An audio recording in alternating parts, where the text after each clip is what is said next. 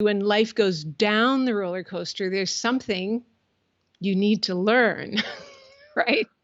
Never do we go up the roller coaster forever, right? We No, always go down always and then go we go down. up, we go down. That's just life, right? And so that reminds you to kind of let go. Did you push record?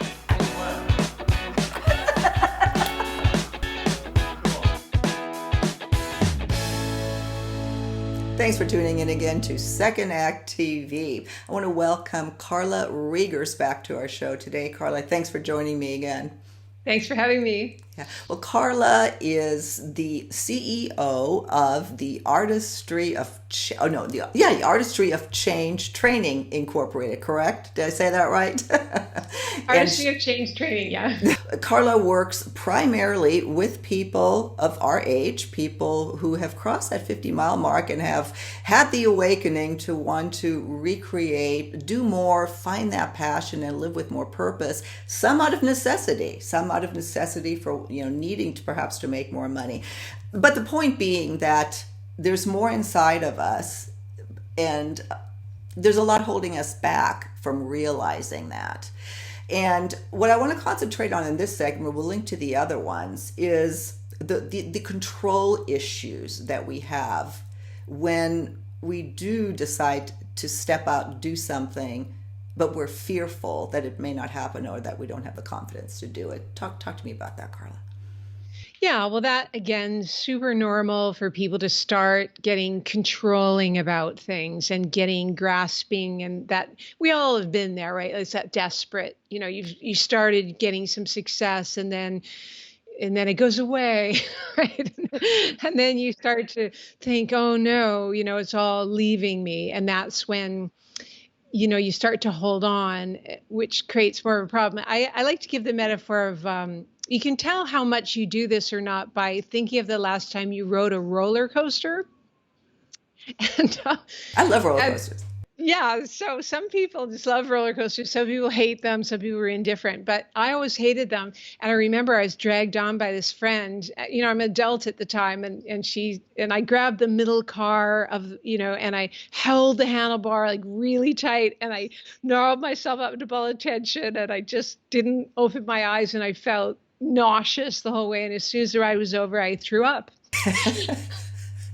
And but I noticed, it's probably you're like this way, is they would never take the middle car of the roller coaster. They would take which car do they like to take if you like roller I coasters? always take the front. Yeah, take the front car, that's right. And so then when they're going down the first hill, what do those people usually do? Put their hands up. Put their hands there, they let go, right? And so that is what I always tell people to do, is to let go of, use that as a great metaphor, is to let go of the roller coaster.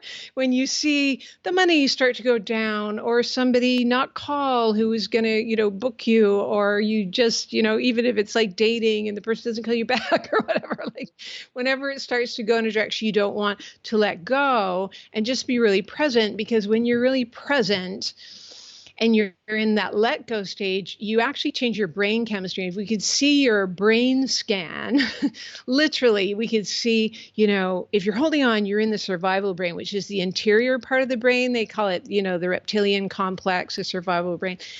But as soon as you let go and you just choose to let life take you where it wants to take you, because invariably when life goes down the roller coaster, there's something you need to learn, right? It's a challenge that you're going to learn from, that you need in order to be successful on the journey, right? Like never do we go up the roller coaster forever, right? We always go down. Always And then go we down. go up, we go down. That's just life, right? And so that reminds you to kind of let go and open to the lesson. And when you open to the lesson, what happens is you learn it more quickly, and then you get to go up again. Go up again. I want to play on that metaphor, because what just struck me, you've said a couple of things that really do, you're very striking. But here, because I am a controlling person, I have trouble letting go. The idea of surrendering is difficult for me. Yet I'm the one that's in the first card of, if it's available, I'll be there with my arms up. And you know why? Why? Because I trust that the roller coaster, nothing's going to happen. That the roller coaster has me safe, so it doesn't matter what I do. Yeah. Yeah. It totally does depend on the context. And because there's some areas of life where we trust, like I'm like that too. I'll go down the roller coaster. I'll go down the double diamond ski run, like no problem. But my husband, never in a million years will he do that. But he'll call up the CEO of somebody who's could totally easily reject him and be fearless. And I won't do that. Right.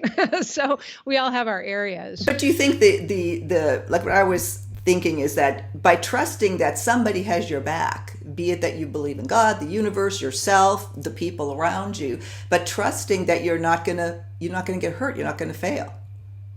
That's huge. That is so huge. And I can't tell you, once people do that crossover, their whole life changes for the better. And I certainly was never, didn't grow up religious or anything like that, but I've learned to trust in a higher power. Right.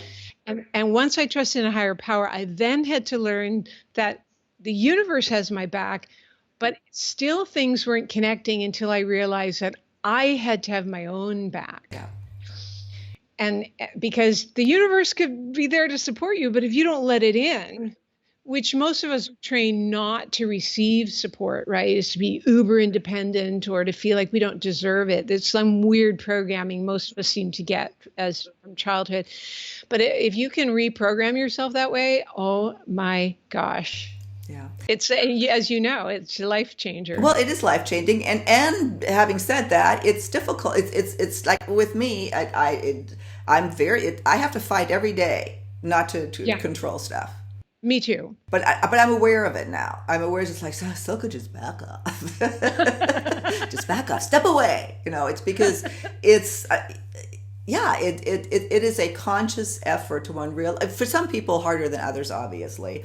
But again, I just want to reaffirm that it's normal. So, any Yeah. tips on getting over it, doing it, surrendering? Well, I like to use a metaphor. It's like going to a gym, right? If you spent decades not trusting and being controlling, you're not just suddenly going to be able to do it the next day, right? It's you have to go to the gym, you have to build the muscle up, and then you have to keep going to the gym or you get flabby again.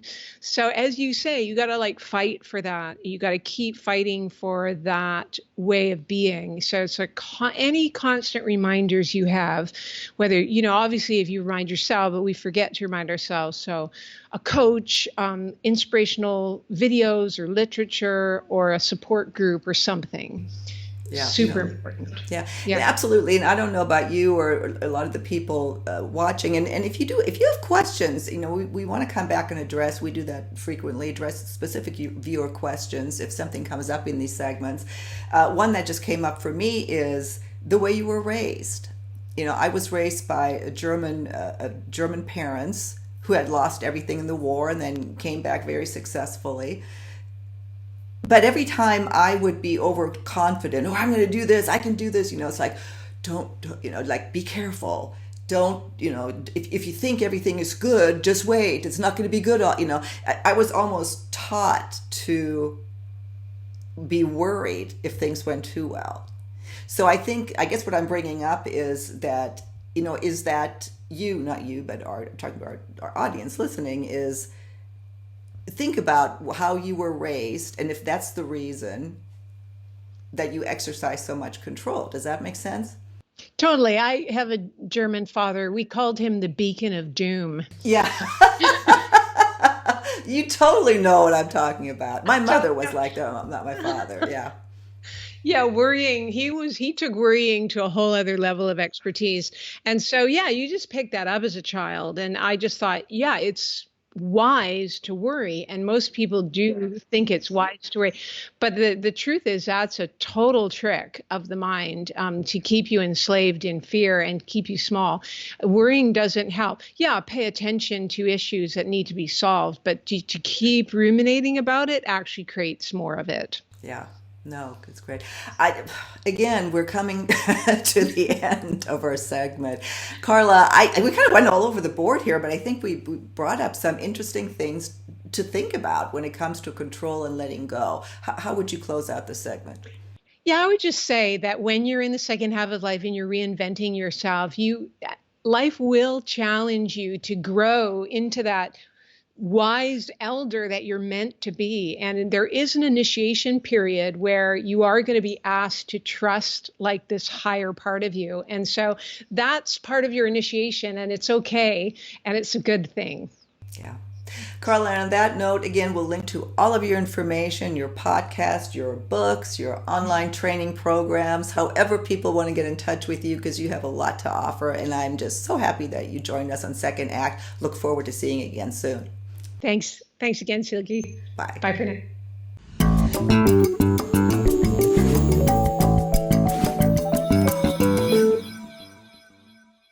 Please be sure to subscribe to our channel. The button is right over here. Just click on through to YouTube, and when you see the little bell right next to the subscribe button, hit that too. We'll notify you every time we launch a new video. See you next time.